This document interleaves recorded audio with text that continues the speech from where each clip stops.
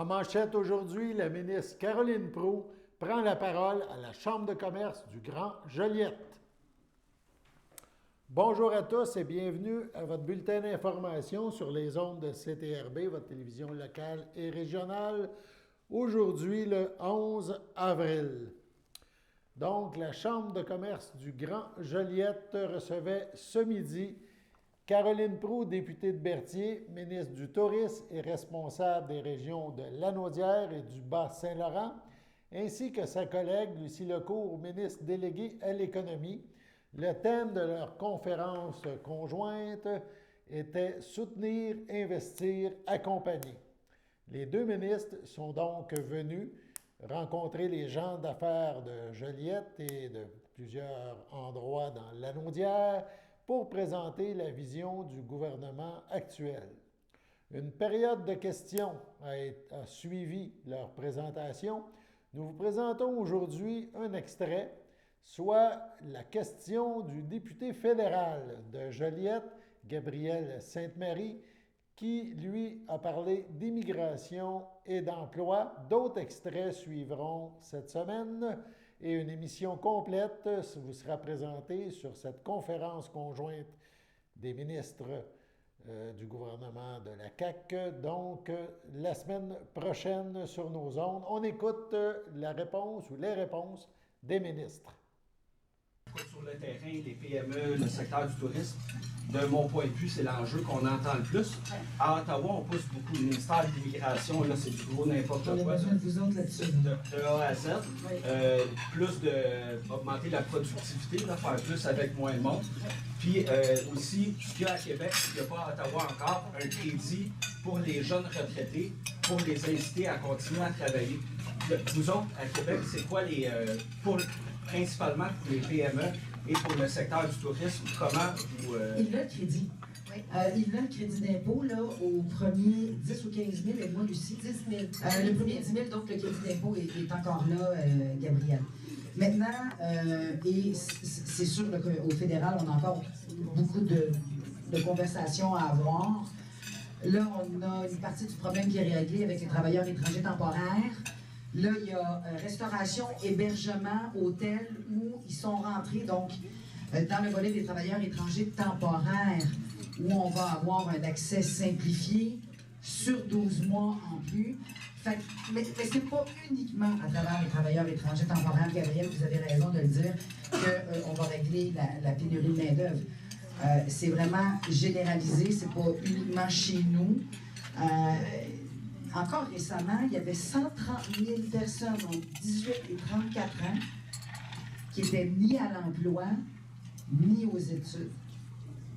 130 000 qui sont ni à l'emploi, aux études. Il faut aller chercher, Gabriel, ces gens-là et faire en sorte donc qu'ils retournent à l'école, viennent parfaire une formation et arriver sur le marché du travail. Mais c'est un travail avec un Jean Boulet qui va s'échelonner, là. À la question, est-ce qu'on va régler l'enjeu de pénurie de main-d'œuvre dans le prochain mois? La réponse, c'est non. Mais de développer l'industrie touristique, justement, sur 4 saisons pour pérenniser nos emplois puis garantir un job sur 4 saisons. Par exemple, je prends l'exemple chez Martin de la station de ski Val-Saint-Côme, de développer l'offre touristique pour avoir des employés là sur 4 saisons. Chez moi, je pense que ça, c'est une avenue à examiner. Je suis contente d'avoir cette question-là parce que c'est une réalité. Pour nos entrepreneurs, puis non, il n'y a pas de solution magique. On va se le dire, il n'y en a pas de solution magique. Il y a des solutions qu'il faut considérer à moyen, à long terme. À court terme, à moyen et à long terme. Nous, au ministère, ce qu'on a mis en place, il y a l'offensive de transformation numérique. Combien d'entreprises ne sont pas encore numérisées? Et même dans la restauration, on a travaillé avec l'ITHQ. Avec l'ITHQ qui a une portion d'enveloppe pour aider les restaurateurs à, ne serait-ce que numériser, par exemple, la tenue de leur inventaire et tout ça. Il y a beaucoup de travail en amont qui doit être fait et ça va aider la productivité des entreprises. Donc, le personnel va pouvoir être utilisé à faire d'autres choses. Là, je parle juste du numérique, là. Mais il y a tout, vous l'avez entendu parler, toute la robotisation, l'informatisation, ça j'en ai parlé. Tous ces programmes-là sont en place. Moi, dans ma tournée, je rencontre beaucoup d'entrepreneurs qui ont mis ces programmes-là à l'épreuve. et je peux vous dire que ça fonctionne. Et c'est pour ça que c'est beaucoup d'éducation à faire. Donc, avec le réseau Accès Entreprise Québec, ça aide à connaître ces programmes-là. Mais s'il y a une solution miracle, non, il n'y en a pas. Il n'y a pas de miracle. Il faut travailler sur du long terme. Donc, il faut commencer tout de suite à aider nos entrepreneurs, justement, à trouver toutes les solutions possibles. C'est un paquet de petits facteurs. Moi, je parle au niveau du MEI. Caroline fait toutes ses représentations au niveau du tourisme aussi. Elle a parlé de Jean Boulet aussi au niveau de tout ce qui... tous les programmes qui travaillent. Donc, on est à l'œuvre. Merci à vous. Une capsule vidéo promotionnelle a aussi été présentée lors de ce dîner-conférence, une capsule en provenance du ministère de l'Économie. Cette capsule vidéo fera la promotion des services offerts par les MRC. On vous présente la capsule qui a été présentée aux gens d'affaires et aux élus lors de ce dîner de la Chambre de commerce du Grand Joliette. On écoute et on regarde. Moi, on va servir le fromage que je vais faire moi-même. Je me demande comment faire pour avoir mon entreprise. Je vais avoir besoin d'aide pour produire de grandes quantités de fromage et servir tous mes clients. La fromagerie est un franc succès depuis ses débuts et une grande fierté pour ma famille et moi. Le recours au service d'Accès Entreprise Québec a contribué à moderniser l'entreprise et améliorer notre productivité. Le réseau Accès Entreprise Québec fait grandir les entrepreneurs en région en leur offrant de l'accompagnement, en les dirigeant vers les organismes, les programmes ou les services appropriés et en facilitant leur démarche de financement. Contactez votre MRC. Dans un autre ordre de domaine, dans un autre volet, le CI3S de Lanaudière offre un nouveau service. On l'appelle Aire ouverte jeunesse, service qui est offert aux jeunes. Nous avons rencontré Maxime Labelle qui nous parle de cette nouvelle initiative du Centre intégré de services sociaux de Lanaudière. On l'écoute. Je suis en compagnie de M. Maxime Labelle, qui est le conseiller cadre pour un beau projet que le CU3S de Lanaudière a mis en fonction, qu'on appelle les aires ouvertes. C'est bien ça? C'est bien ça, oui. Programme qui s'adresse à la clientèle 12-25 ans. C'est ça, exactement. C'est un beau projet. J'ai été vraiment interpellée par cette annonce-là. Et pouvez-vous nous en parler un petit peu, on pourrait dire, de l'origine, là? C'est quoi l'historique de ce projet-là? Oui, tout à fait. En fait, les projets Aires ouvertes, c'est des projets qui arrivent en fait là, du ministère Santé et Services sociaux, qui sont actuellement déployés dans toutes les régions du Québec actuellement et qui visent aussi à rejoindre la clientèle 12 à 25 ans et leurs proches. Quand je parle des proches, je parle de la famille, des amis, qui pourraient avoir besoin de services autant au plan de la santé mentale, de la santé sexuelle, de la santé physique, et tout autre besoin aussi qui sont exprimés là, par la clientèle de ces âges-là. Okay. Donc, les jeunes vont pouvoir se présenter eux-mêmes directement, sans rendez-vous, c'est ça que je comprends. Et il y a une structure d'accueil qui est faite. C'est ça un petit peu l'avantage de ce programme-là. Le jeune dit « j'ai besoin d'aide », comme vous dites, que ce soit sur différents sujets, et vous allez dire « oui, on t'accueille, on te reçoit ». C'est un petit peu la procédure. Tout à fait. En fait, l'idée d'une aire ouverte, là, c'est de pouvoir offrir des services très accessibles, d'offrir des services qui sont rapides aussi et adaptés à la situation de chacun des jeunes qui a besoin de ces services-là. Donc, effectivement, on sera en mesure là, de rencontrer les jeunes, autant dans le local qui est dédié pour la clientèle aire ouverte. On a des locaux temporaires qu'on occupe actuellement à Notre-Dame-des-Prairies. On aura des locaux qui seront plus permanents aussi à Joliette là, au courant de l'automne 2022. Un jeune, donc, peut recevoir des services autant dans le local qu'à un autre endroit qui lui convient, que ce soit dans une école, que ce soit dans un organisme communautaire qu'il fréquente déjà, ou que ce soit à domicile. Donc, l'idée, c'est vraiment de s'adapter, d'adapter les services en fonction des besoins que le jeune exprime. Comme ça, comme vous me disiez en pré-entrevue, vous êtes à Joliette, mais un jeune de la polyvalente à Berthierville ou justement à la Maison des jeunes, des choses comme ça, les institutions, les organismes sont maintenant au courant de cette offre de service et ils peuvent référer Tantôt, vous parliez par Teams, vous parliez par différents moyens et vous allez pouvoir offrir des services. C'est ça qui est important, c'est être capable, je ne dirais pas le mot récupérer, mais de s'assurer que les jeunes sont vraiment bien encadrés. C'était vraiment un besoin qui était ressenti à travers la province, là. Oui, tout à fait. En fait, je vous parlais de l'accessibilité en fait, aux services, autant dans le local que chez différents partenaires. Il y a aussi la possibilité d'avoir des services qui s'offrent de manière virtuelle. Donc, un jeune qui est un peu plus loin, par exemple, des grandes villes ou de Joliette, pourrait avoir des services par nos intervenants, disons, par la plateforme Teams. Donc, il y a vraiment cette volonté d'aller rejoindre les jeunes par des moyens qui leur conviennent. Donc, effectivement, un jeune de Berthier pourrait recevoir des services d'air ouverte, c'est ouvert à l'ensemble de la population de 12-25 ans. C'est ça qu'il faut expliquer aussi que c'est un service complémentaire. Les jeunes qui sont déjà suivis dans différents programmes, on les lâche pas, là, on ne leur dit pas du jour au lendemain, vous êtes abandonnés. C'est vraiment peut-être le but, je crois, comme j'ai bien compris, c'est peut-être d'augmenter l'offre de services et de rejoindre encore plus de jeunes. Éventuellement, vous allez être dans le centre-ville de Joliette, qui est vraiment, on pourrait dire, une pépinière d'endroits de jeunes où que les jeunes se tiennent, là.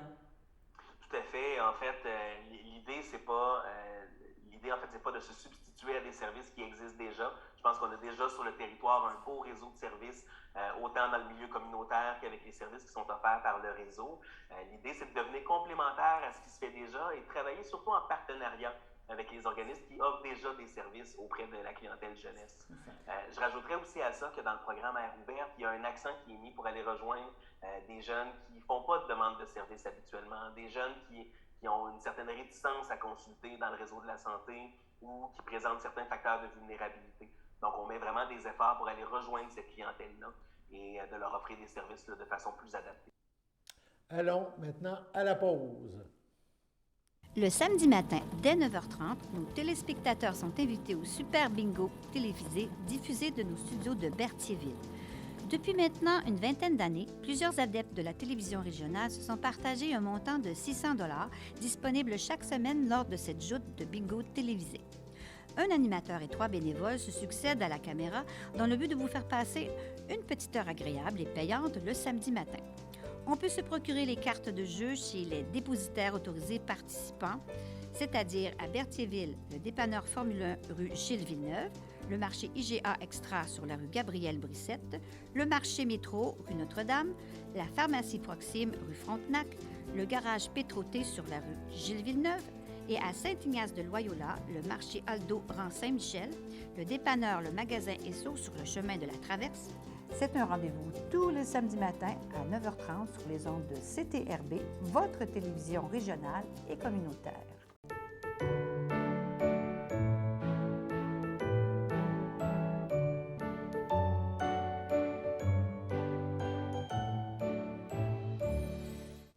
En ce 11 avril, voici les anniversaires. La FADOC de l'île du Pas souhaite bonne fête à Francine Gélina, à Sylvie Blais, à Sylvie Toupin et à Gilles Cazobon.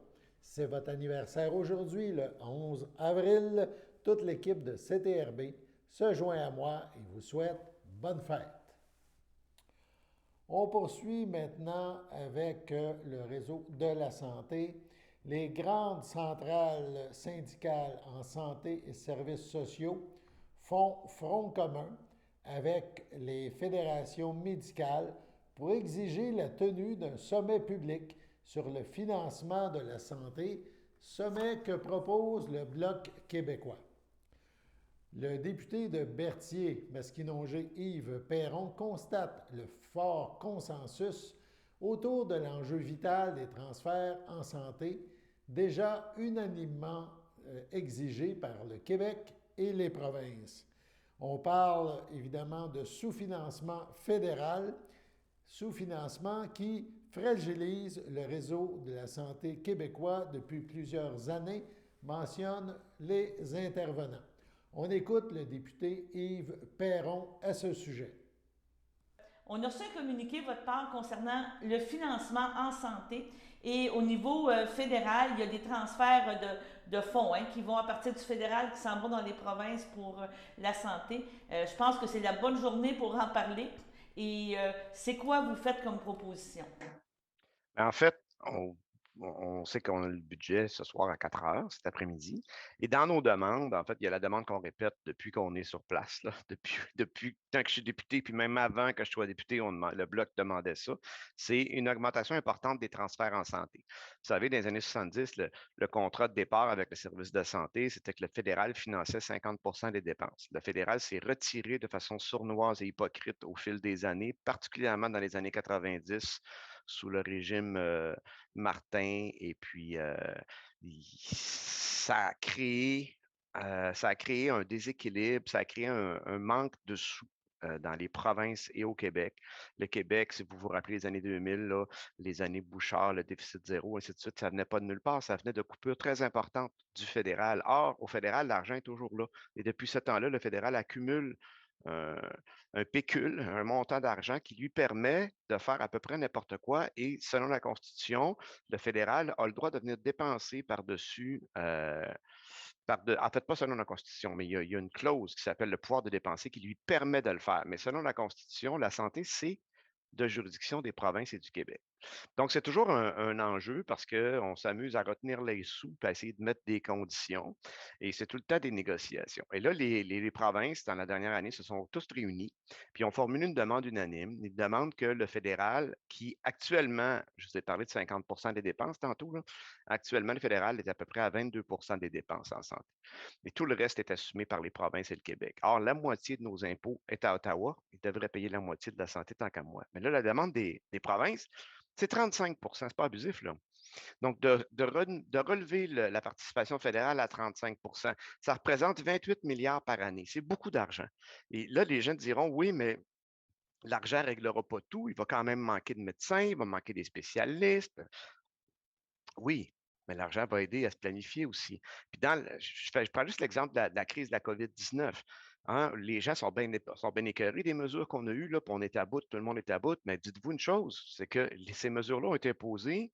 euh, Personne ne les aimait, ces mesures-là, mais on les a imposées. Ils ont été imposées par les gouvernements des provinces et du Québec parce qu'il n'y avait pas de capacité pour absorber le choc de la contagion dans les hôpitaux. Il n'y avait pas de lit pour accueillir les gens. Et si on n'avait pas fait ces restrictions sévères-là, il y aurait eu trop de cas en même temps, puis on n'aurait pas pu soigner tout le monde. C'est sérieux, là, ce que je vous dis là.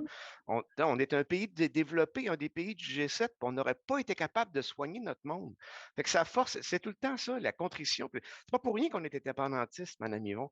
La solution, c'est de rapatrier notre portefeuille à Québec puis de gérer, nous autres, nos affaires. J'ai de la misère à ne pas me choquer quand je parle de ça, parce que ça fait 2 ans et demi que j'en parle, puis ça ne bouge pas. Je vais essayer de. Je me rends compte que je suis en train de me choquer encore, mais je pense que c'est correct. Hein? Il y a une distinction entre la colère et l'indignation, puis je pense que quand on fait de la politique, il faut la garder, cette indignation-là, parce que sinon, on n'a pas d'affaire là. Fait que je ferme la parenthèse. Donc, on demande une augmentation des transferts en santé. Et le fédéral fait la sourde oreille. Et là, en plus, on fait des belles conférences de presse, puis on dit, on est donc grand, bon et généreux. On va vous donner 2 milliards. Une annonce ponctuelle. Une petite annoncette de 2 milliards, un montant ponctuel, alors qu'on parle de 28 milliards par année, ce qui représente 6 milliards par année pour le Québec seulement. On n'est pas du tout dans les mêmes eaux, là. Puis ça, c'est des guerres de communication publique dans les journaux, des petites manchettes. Tu sais, le fond des choses, c'est dur aussi de faire passer dans la population, mais il y a une grave injustice, là. Fait que ce qu'on a fait en début de semaine au Bloc québécois, nos porte-paroles en santé, Luc Thériault et puis Mario Simard, qui est au transfert en santé particulièrement, ont fait une sortie avec des gens du milieu de la santé. On avait là des spécialistes, des médecins généralistes. On avait des gestionnaires d'hôpitaux. On avait les représentants d'à peu près toutes les centrales syndicales. Tout le milieu de la santé du Québec qui est sorti pour exiger un sommet sur la santé. Parce que là, le gouvernement Trudeau n'écoute pas. Nous, on a fait la proposition au Bloc. On a dit, écoutez, ça prend un sommet public sur la santé, qu'on analyse la question, on va savoir qui dit la vérité, puis on le sait pas mal qu'on a raison. Ce n'est pas surprenant que le gouvernement ne le veuille pas. Mais là, c'est le milieu qui le demande. Ce n'est pas le Bloc québécois, c'est le milieu qui le demande. Fait que ça devrait avoir lieu. C'est le côté vicieux de la Fédération canadienne. Quand je vous dis, c'est pas pour rien qu'on est indépendantiste. Ça, c'est supposé d'être une mécanique. Parce que le pouvoir de taxation, il n'est pas égal. Le Québec doit avoir à peu près, je ne sais pas, 80 des responsabilités. Puis il y a juste la moitié de l'argent, qui manque toujours bien 30 Le fédéral, je dis 20 des responsabilités, puis il y a 50 de l'argent. Fait que lui, il nage un peu dans l'argent, là, puis il peut s'amuser à. Et là, quand je parle de conditions, évidemment, un transfert en santé doit aller en santé. Il faut que ça soit clair.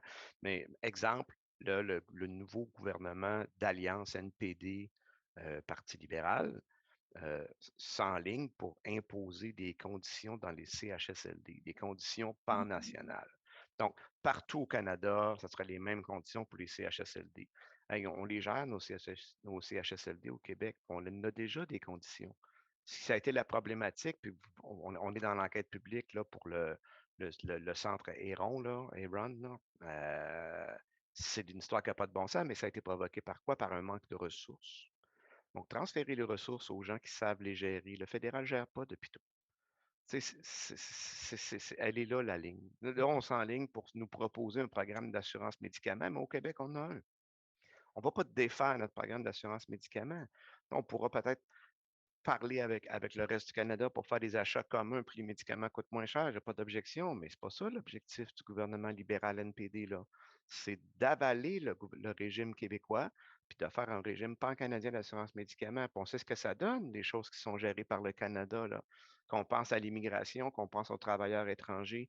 Regardez les Ukrainiens, là, ça fait 1 mois et demi qu'ils se font bombarder, là. On n'a toujours pas de passerelle aérienne pour aller chercher les gens. Tu sais, le gouvernement fédéral n'est même pas foutu de s'occuper de ses propres responsabilités, puis va venir dicter aux provinces quoi faire sérieusement. Tu sais, c'est bien dur de ne pas choquer par bout, là. Un gros dossier à suivre. L'ensemble des services de police du Québec, en collaboration avec les contrôleurs routiers de la Société de l'assurance automobile du Québec, intensifiera, donc intensifieront, c'est leur intervention du 8 au 14 avril dans le cadre de la deuxième édition d'une opération nationale concertée visant les comportements imprudents. En plus des interventions sur le réseau routier qui se tiendront sur l'ensemble du territoire québécois, une campagne de sensibilisation sera déployée sur les différentes plateformes des médias sociaux, des organisations policières et de la société. Cette campagne vise à rappeler aux usagers de la route l'importance de respecter les lois en vigueur et d'adopter des comportements prudents en tout temps. C'est sous le thème « Être prudent dans ses déplacements, c'est gagnant » que se déploiera à nouveau cette campagne. Les comportements imprudents regroupent plusieurs gestes posés par les usagers de la route qui, en plus d'être irritants pour les autres utilisateurs du réseau routier, contreviennent au code de la sécurité routière et peuvent mettre en péril leur sécurité et celle des autres. En résumé, soyons prudents sur la route. Allons maintenant à la pause.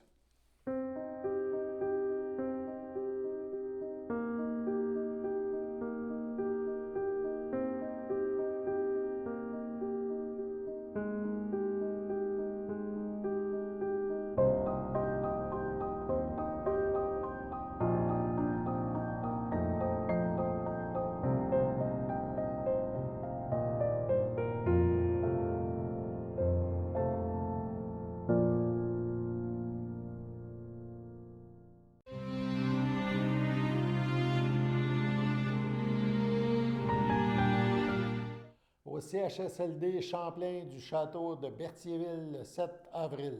Est décédée à 94 ans, Mme Thérèse Champagne, autrefois de Saint-Ignace de Loyola, fille de feu Émile Champagne et Lucienne Arnois. Elle laisse dans le deuil ses enfants Francine Boucher, Jocelyn Desrosiers, Christian Boucher, Lise Marié, Sylvie Boucher, Richard Denis, Sylvain Boucher, Chantal Cardin, Serge Boucher, Charlène Terrien, Alain Boucher, Roger Boucher, Marie-Claude Proux, leur père, feu Raymond Boucher, ses petits-enfants, Alex et Benjamin Boucher, Justin Denis, Émilie et Félix Boucher, Camille, Maude, Renaud, Chouinard-Boucher, Gabriel et Tristan Boucher, ses arrière-petits-enfants, Élisabeth, Maxime, Éléonore, Milan et Pénélope, ses beaux-frères et belles-sœurs, ses neveux, nièces, autres parents et amis. La famille accueillera parents et amis samedi le 23 avril dès 10h au complexe funéraire F. 741 rue Notre-Dame à Berthierville. Les funérailles seront célébrées samedi le 23 avril en la chapelle du complexe à 14h. La famille souhaite une liturgie en toute intimité.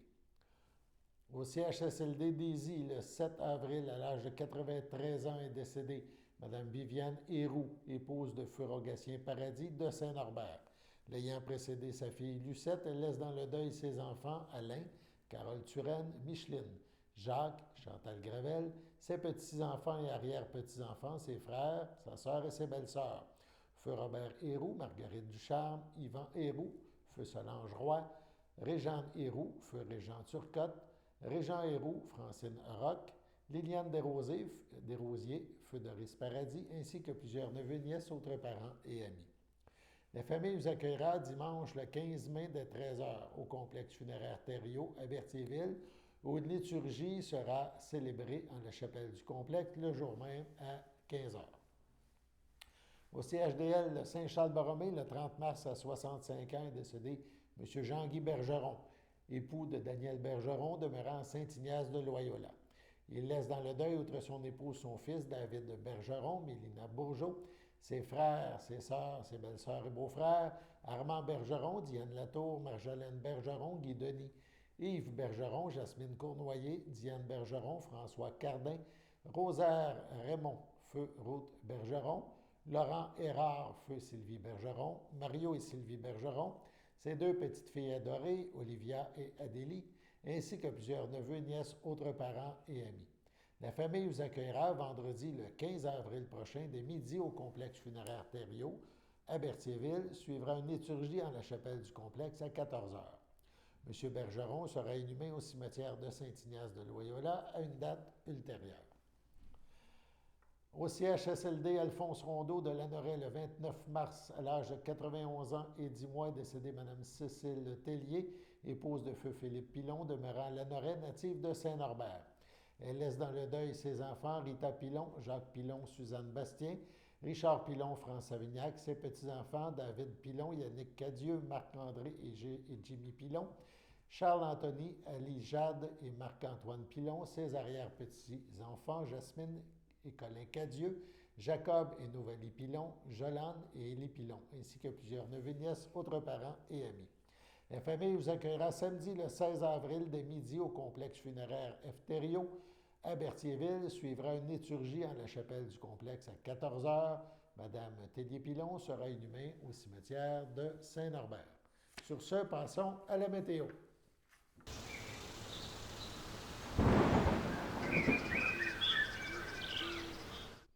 On a eu droit aujourd'hui à du ciel variable. Ce soir, le mercure sera à 7 degrés.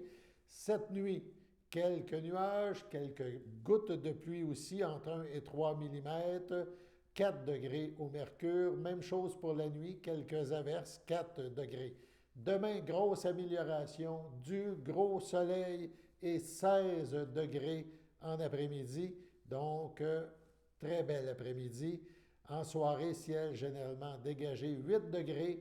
Et ça chutera pour la nuit prochaine à 0. Donc, on passera de 16 degrés à 0 dans ces 24 prochaines heures. Voilà, c'était votre bulletin d'information en ce 11 avril. Alain Bellumeur au pupitre, qui vous invite à être des nôtres demain pour la prochaine édition de notre bulletin quotidien. À demain.